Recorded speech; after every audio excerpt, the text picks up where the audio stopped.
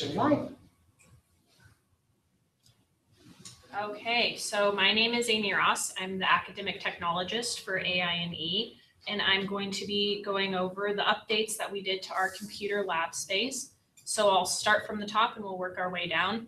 First up in the air are 3 new cameras. They'll be used primarily for video conferencing. They're the Vadio PowerView HD22. They have a lot of capabilities for zooming and adjusting.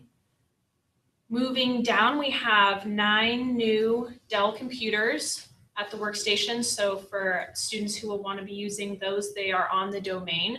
We also have a Podium computer here, which is linked in with our sharing. So moving further down, we have 2 screens in the back. And I think I can switch which one that is for sharing.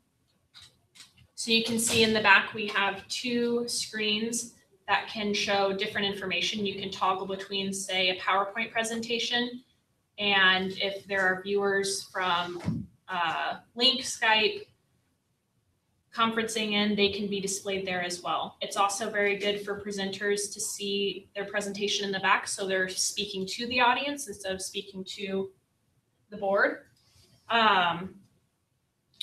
Coming over to the podium here, we have an imaged room control configuration panel that will be set up along with the panels for the podium. This is imaged by the AV services at UAA, so if you're familiar with any other conferencing systems that the university offers, this configuration will be very similar to the ones you've used in the past. Now we will go to the Smart Cat board, and I can share the resource for this so you can go ahead and take a look at it if you're interested. This is the link to access it, and we're going to have our student worker Josh here do an example. You're not screen sharing, by the way. You have to actually click the button. Oh, gotcha.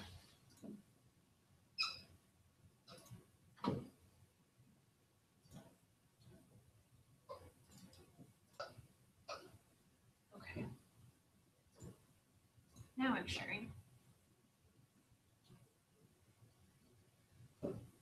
So this piece of technology is really useful if you have people who can't be in the room with you at the time that you are presenting. It also has a couple of nice features. If you're coming up with mind maps or putting a lot of information on the board, you can select options down here to take a picture of it so that it can be sent to your email. And you can also put in a USB jump drive to save the information that's put on the board for later use.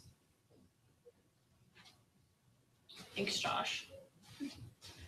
So in order to access the cat board, you can use the QR code down here at the bottom right, and I'll put in a resource into the chat box that you guys can see for a more informational video that's kind of all jazzed up for this piece of technology. One last thing, we also do have an old school whiteboard in the corner for you to use if you want to present information or write while the projector screen is down.